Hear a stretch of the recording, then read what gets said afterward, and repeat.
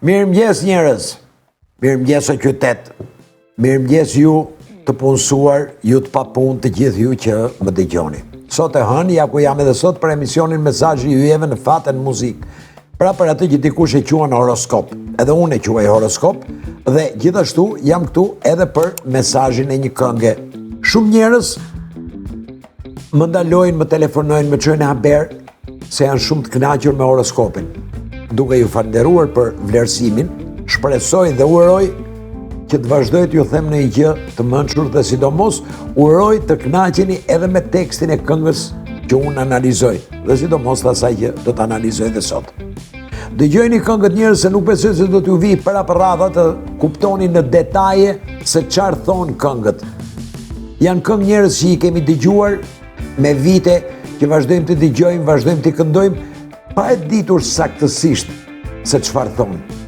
Prandaj edhe unë mundohem të ta shpjegoj këtë gjë. Tani po filloj horoskopin. Dashi.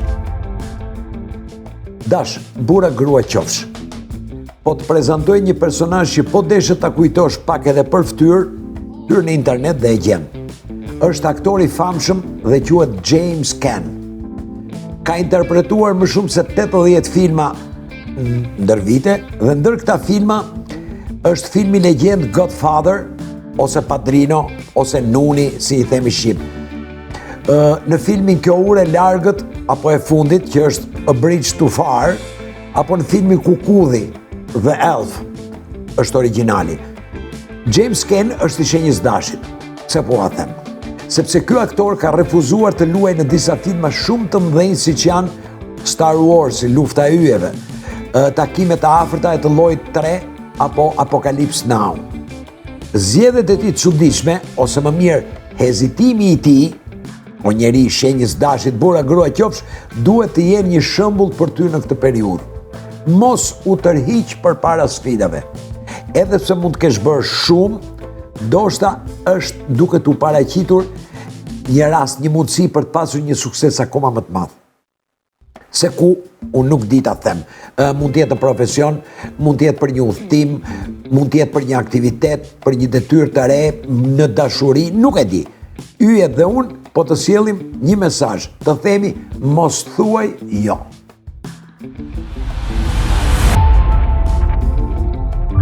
Demi. Disa shkencëtarë skocez kanë vendosur të gjejnë provat që vërtetojnë ekzistencën e përbindshit të liqenit Loch, ose, sikundër mund ta dini, Loch Ness. Gojdhëna thotë që ky përbindësh jeton në thellësitë e liqenit që mbrin deri në 230 metra. Është një nga liqenet më të thella të Europës.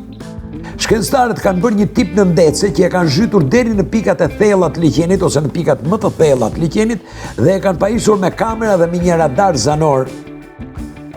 Nga kjo krijesë parahistorike deri tani nuk ka shenjete. Por shkencëtarët kanë bërë një zbulim. Në fundin e liqenit kanë zbuluar me mijëra topa të vegjël golfi. Ndoshta sepse në brigjet e liqenit janë përdorur fusha stërvitje për golfin vite me radhë. Ndoshta, nuk e di, po kjo duhet jetë arsyeja. Po për ty o dem burra grua qofsh në ditët e vijim parashikoj një gjë të ngjashme, figurativisht. Je duke bërë diçka të tillë, por në formë të anasjellt. Je duke kërkuar diçka të rëndomt, sikundër topat e golfit, por pa pritur dhe fare rastësisht do të ndeshësh në një gjë madhështore, anë një mundësi madhore që do të ndihmojnë për diçka për të cilën po thuaj se e kishe humbur shpresën se do të mund të bëhej më. Binjakët. O binjak, burra grua qofsh, a i njeh tartufët? Ose tartufin? Tartufet janë kërpurdha se janë të ndryshme, janë kërpurdha me sipërfaqe të ashpër që rriten nën tokë pranë pemëve. Për t'i gjetur, duhet nuhatja e derrave ose e qenve të specializuar. Në disa zonat e Europës, shija e tyre është kaq e vlerësuar sa mund të kustojë edhe 8.000 euro kilja. Binjak, burra grua qofsh, tartufi duhet jetë metafora jote për muaj në vazhdim apo edhe për muajin që vjen. Parashikoj që je duke kërkuar një thesar të shëmtuar në dukje, por shumë të vyer, ose je në kërkim të një projekti që në dukje është pak si kot, në dukje, por që ti e adhuron. Mos rresht se do të kesh satisfaksionin që prej kohësh po e pret.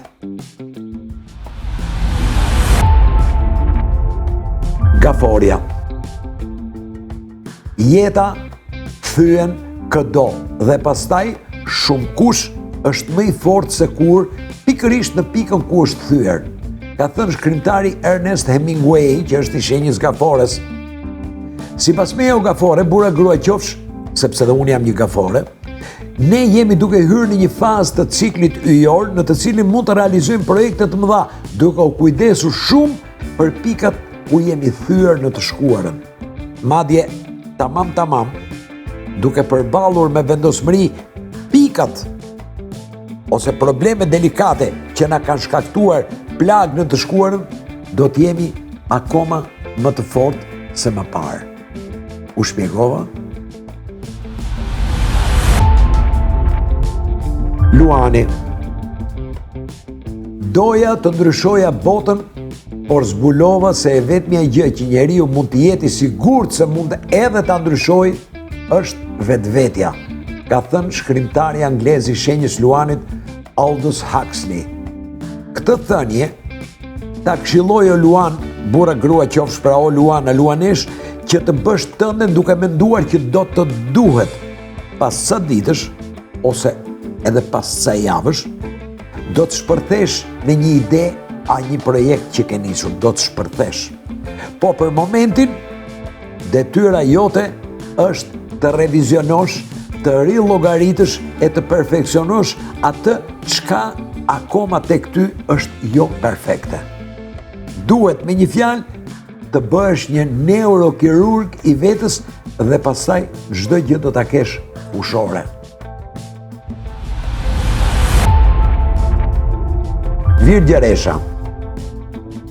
Arti i mjekësisë konsiston në faktin që të utoj pacientin, ndërkohë që natyra e shëron vetë sëmundjen, ka thënë filozofi francez François-Marie Arouet, që ne të gjitha njohim me emrin Voltaire. Duke mbajtur parasysh këtë thënie të madhe, le të mendojmë pak edhe për problemin që ti ke në këtë moment o njeri i shenjës Virgjereshës, burr a grua qofsh. Nga sa kuptoj, disa forca kurative, disa forca shëruese që janë jashtë kontrollit tënd, që nuk komandohen nga ty, kanë hyrë në lojë për të zgjidhur problemin tënd. Prandaj, unë të këshilloj, o njeri i shenjës Virgjereshës, burra grua qofsh, që ti të vazhdosh aktivitetin tënd pa u munduar që të rregullosh gjë as te vetja e as përreth. Ta heqësh ankthin e preokupimin e ta lësh natyrën dhe kohën të bëjnë atë që duhet ta bëjnë dhe që jam i sigurt që do ta bëjnë shumë mirë. Peshorja. Peshore, burra grua qofsh. Mesazhi që ka ardhur nga yjet e që unë tani po ta jap në formë këshille, mbase nuk është dhënë kurrë në historinë e horoskopëve të kësaj shenje, sepse nuk ka të bëjë me natyrën e peshoreve në përgjithësi. Mund të jetë edhe pak në kontrast apo në kundërshtim me elegancën dhe figurën që ju karakterizon. Por pavarësisht kësaj, jam i bindur që është këshilla e duhur. Mendoj që do të ndihmoj o peshore burra grua qofsh për të shfrytzuar në maksimum ca ngacmime të pazakonta që po të shqetësojnë në këtë periudhë. Mendoj që këshilla ime do të shtyjë të vazhdosh të shkaktosh kaos apo rëmuj, por që në një të ardhme shumë të afërt do të jenë shumë produktive. A je gati o peshore, burra grua qofsh? Mesazhin që po t'jap e kam shkëputur nga romani Bëj punën, Do the Work, e shkrimtarit amerikan të së njëjtës shenjë Steven Pressfield. Ai thot: "I naiv. Çdo gjë në fillimin e saj është naive. Krijimi është naiv. Principet janë naive që nga lindja e deri në pafundësi." Dhe për ta përforcuar, po të them edhe një shprehje të shkrimtarit Remarque që në librin 3 shokët thot: "Naiviteti është virtyt." Akrepi. Akrepa, Bura gra qofshi. Për të gjithë ata që nuk e din, termi blog, që sot përdoret shumë nga përdoruesit e internetit, është një faqe ku dikush apo disa publikojnë materialet të tyre në formë shkrimesh, në formë fotosh, në formë videosh. Me një fjalë, është si një punë ditari ose si punë ditari, por në rrjet. Teknokrati, që është një motor kërkimi në internet me qendër në San Francisco, i është dedikuar pikërisht kësaj kategorisë blog. Dhe sipas të dhënave të mbledhura nga ky motor kërkimi, në botë ekzistojnë mbi 100 milion faqe blogu. Kjo të bën të mendosh që dëshira dhe mundësia e njerëzve për të vetë shprehur apo për të folur për veten është rritur shumë. Në fakt jo. Sepse 94% e këtyre blogjeve, të themi, përditësohen në një harë kohor për mbi 4 muaj. Pra, në periudhën e 4 muajve, 3 muaj, 4 muaj, pra është një periudhë relativisht që ke gjatë. Duke parë këtë gjë, po të drejtohem tani ty o akrep bura grua qofsh. Të ka ardhur koha të përmirësosh blogun tënd. Pa rëndësi ka nëse ke vërtet një blog apo jo, sepse kjo është figurative. Por duhet të fillosh dhe të mos ndalesh duke u shprehur e duke treguar kush je në të vërtet dhe çfarë je në gjendje të bësh. Cilat janë idetë apo projektet e tua, apo çdo gjë tjetër të kësaj natyre. Shprehu sa më qartë dhe zbulo sa më shumë nga vetja tek të gjithë ata që të ndjekin, që të shoqërojnë apo që janë bashkëpunëtorët e tu. Shigjetari. Një miku im, një shoku im, i shenjës shigjetarit, kishte kohë që vuante nga një sër probleme shëndetësore si mbi peshë, diabet, tension, fryrje të pjesës poshtme të këmbëve, gjumjo të qetë, marrje mendsh. Me një fjalë, kishte një trajse me sëmundje. Kishte bredhur në një sër doktorësh, një sër klinika, shpinte një trajse me ilaçe, duke munduar që këto probleme t'i mbante nën kontroll, par aq sa mund të mbaheshin. Pastaj një ditë vendosi të gjente një mundësi alternative. Këshilla që dikush i dha, një italian me emrin Gianni, që nuk kishte as klinik, as aparate moderne diagnostikimi, ishte që vetëm duke rregulluar mënyrën e të ushqyerit, këto probleme do të zgjidhte një herë për gjithmonë dhe do të gëzonte shëndet të plot pa shqetësimet që kishte më parë.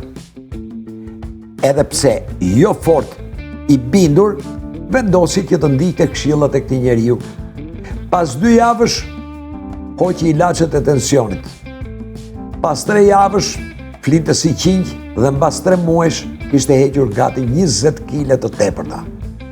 Morali i gjithë kësaj që tregova është që është më se vërtet o njeri shenjës shigjetarit bura grua qofsh, që ajo që duhet për të zgjidhur problemet që të shqetësojnë, mund edhe të mos pareqitet në një formë pompoze apo zyrtare. Mund të jetë një rrugë alternative. Ti i vëmendshëm. Britsjapi. Për ata që përdorin postën elektronike, emailin, kjo çka do të them më poshtë është e qartë. Për ata që janë një hap më larg apo më mbrapa, po e sqaroj. Mesazhet spam janë ato që shpesh janë të padëshiruara e që dërkohen për qëllime të ndryshme publiciteti, qëllime mashtrimi.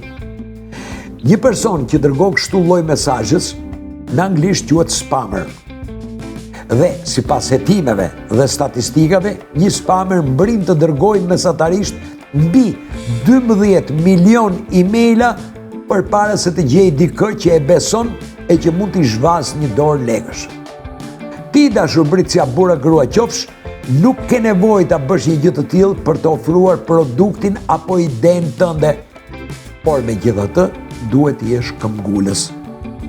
Më beso mua, për të rritur mundësitë tua të suksesit, mjafton të jesh i pastër apo e pastër dhe të kesh qëllime të pastërta. Prandaj unë të këshilloj, Britësiap, bura grua qofsh, del përpara pasqyrës, shiu, bashkëbisedo me personin që do të dalin pasqyrë, që do të shohësh pasqyrë, dhe siguroje që dhurata jote, produkti jot apo shërbimi yt janë të sigurta dhe të vërteta. Ujori. Ujor, bura agra qofshi. Jeni të vëmendshëm në këtë që do t'u them tashti. Martin Kippenberger ka qenë një nga artistët, piktorët dhe skulptorët e mëdhenj të viteve të fundit, i cili ka kompozuar vepra shumë të mëdha në rrymat e artit modern bashkëkohor. Veprat e tij janë blerë me shifra modeste, $1 milion dhe deri në shifra astronomike $22 milion. Por një ditë, dhe pikërisht më 3 nëntor 2011, në Muzeumin Ostwall në Dortmund në Gjermani, ishte kompozuar një vepër e tij, një instalacion i thon në gjuhën çik më, që të kuptohemi ishte një vepër si puna e asaj res që është instaluar përpara galerisë së arteve. Vepra titullohej Kur fillon e të pikon çatia. Dhe në tokë ishte një si punë legeni plastik i zim duket, që ishte shumë pis, duke menduar që mblidhte pikat e shiut me gjithë baltën që mund të kullonin nga çatia. Domethënë baltën që kullonte bashkë me pikat. Një mbrëmje pas orarit të mbylljes, një nga gratë e pastrimit në muzeum, natyrisht me dëshirën e mirë, pati idenë e çmendur që këtë legend e mori dhe e lau. Ishte një dëm i parushëm i një vepre që në atë kohë vlerën e kishte €800.000, ose mbi $1 milion, se aq ishte kursi. Morali gjithë kësaj që tregova o njeri shenjës ujorit bura grua qofsh është: vlerësoje kaosin që të rrethon në këtë moment dhe admiro anën artistike, frymëzohu dhe mos kërkoj që çdo gjë rreth teje të jetë e pastër dhe perfekte. Mungesa e perfeksionit duhet të të frymëzojë, jo të të nervozojë. Peshqit. Poezia mund të përcaktohet si një mënyrë shumë e mirë për të shprehur ndjenjat e paqarta ose konfuze. Shkruante poeti anglez Houston Hugh Oden i shenjës peshqve. Në qoftë se kjo është e vërtet, apo e konsiderojmë të vërtet, detyra juaj, jo peshq, bura gra qofshi, është të bëheni pak poet. Se po vë them këtë? Sepse kam përshtypjen që në këtë periudhë ju ka mbizotëruar një gjendje e turbut, plot dëshira e ide në kundërshtim me njëra tjetrën. E me të vërteta e jo të pavërteta që ndërthuren mes tyre. Por nuk ka asgjë për të shqetësuar apo për më keq për të turpëruar. Ju o peshq, bura gra qofshi, duhet të shpreheni qartë e sinqerisht dhe të veproni sakt e sinqerisht gjithashtu. E nëse ja dilni, të gjithë përreth do t'ju shohin e do t'ju trajtojnë më me shumë respekt, më me shumë sim e më me shumë konsiderat. Ka mundësi edhe t'ju falënderojnë.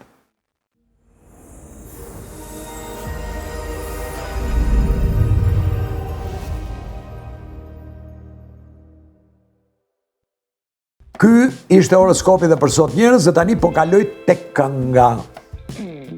Përpara se t'u flas për këngën, dua të bëj një meditim personal. U bën 35 vjet njerëz që ashtu sikundër edhe unë, shumë të tjerë, por vërtet shumë të tjerë, janë larguar nga Shqipëria drejt një bote të re e të panjohur. Vërtet që shumë kanë gjetur veten atje ku kanë shkuar, por mjafton të shohësh se çfarë ndodh në përkufi në periudhën festive të fund vitit apo në periudhën e pushimeve të verës. Janë mirë ata që me mallin e dashurinë për atë që kanë lënë pas, kthehen te ky vend ku kanë njerëzit, kujtimet dhe natyrisht nostalgjinë e vendlindjes. Janë ata mira që dikush i numëron edhe për turist, por që në fakt janë njerëzit tanë të dashur që kthehen pranë të afërme dhe familjeve të tyre. Janë ata që shpesh kthehen të vizitojnë jo vetëm të dashurit, por edhe vendet ku janë rritur e që janë pjesë e pandare e jetës tyre. Gjithë këtë reflektim njerëz e bëra sepse kënga për të cilën do t'u flas sot në një farë mënyre është bërë edhe hymni i gjithë sa thash më sipër. Kënga titullohet Country Roads. Take Me Home Country Road është një këngë e shkruar nga John Denver, Bill Danoff dhe Taffy Nivert dhe regjistruar nga John Derver. Është pjesë e albumit Poems, Prayers and Promises dhe ka dalë në qarkullim në 25 prill 1971. Është një hymn nostalgjik i dëshirës për t'u kthyer në shtëpi, duke hymnizuar peizazhin piktoresk të vendlindjes. Edhe ne në historinë tonë kemi gjithashtu poet që kanë hymnizuar pikërisht këtë gjë, natyrën e vendit, vendlindjen dhe peizazhin e natyrës. E njihni të gjithë besoj Bagti e bujësi, o malet e Shqipërisë dhe ju o lisat e gjatë, fushat e gjëra me lule që ju kam ndërmend ditë e natë, ju bregore bukuroshe, ju o lumejnë të kulluar e të tjera e të tjera. Pikërisht këtë gjë thot edhe Denver në vargjet e tij. Përmend malet e vendlindjes, Blue Ridge Mountains, jo vetëm, por edhe lumin Shenandoah. Është një poezi që i këndon origjinës, duke simbolizuar një vend ku njeriu ndjehet i qetë, i mirëpritur, pjesë e një dashurie të heshtur me gjithë hallët e atyre që e rrethojnë. Ky hymn i rikthimit nga unë i shqipëruar thot: gati Paradise, West Virginia, kur e shoh. Me malet Blue Ridge e me lumin Shenandoah, ku jeta është e lashtë, më e lashtë se pemët, më e re se malet e si flladhi rritet. Gjithë kujtimet e mia rreth saj vërtiten. Te gruaja e minatorit, që ujin blu kur nuk e ka provuar, e nxirr e gjithë pluhur në qiell vizatuar, diçka si mjergull nga hëna e ndriçuar, ri në sytë e mi të përlotur. O shtigje fshati, qomni në shtëpi, ati vëndi unë i përkas, mëmës së maleve West Virginia, ndaj qomni në shtëpi o shtigje fshati. Zëri i saj që më thret, çdo mëngjes më kumbon. Radio shtëpin time të largët më kujton, e për gjatë rrugëve duke u thuar, kam përshtypjen se në shtëpi që dje duhet isha kthyer. O shtigje fshati, qomni në shtëpi, ati vëndi unë i përkas. Mëmës së maleve West Virginia, ndaj qomni në shtëpi o shtigje fshati. Kjo ishte poezia e këngës njerëz, e tani nga grupi jon, nga mitë e mi Kolsheu e Ninelku e Bledi Sejko, nga grupi Blue Bird Band, le ta dëgjojmë këtë cover fantastik. West Virginia, Country Roads, Take Me Home, qofshi mirë, kudo qofshi.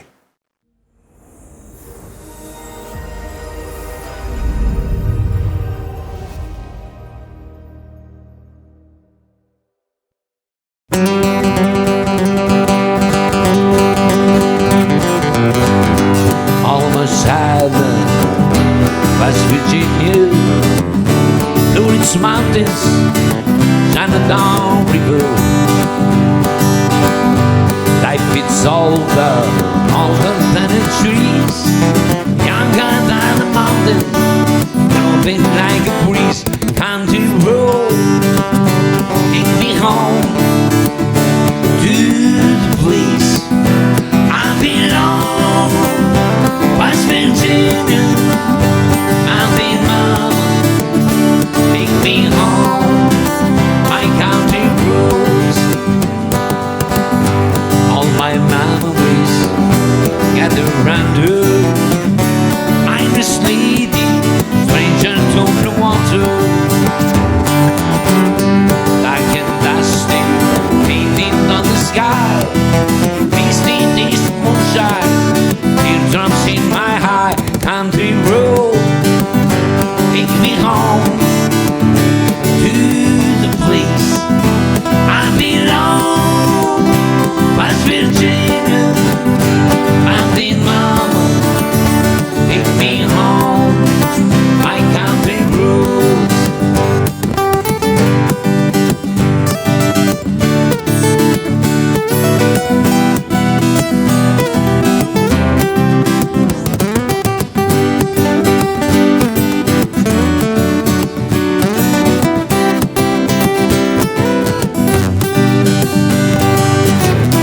Voice in the morning house, she calls me.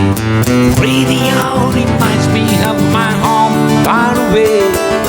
Driving down the road, I got the feeling that I should have been home yesterday. Yesterday, country road, take me home to the place I belong.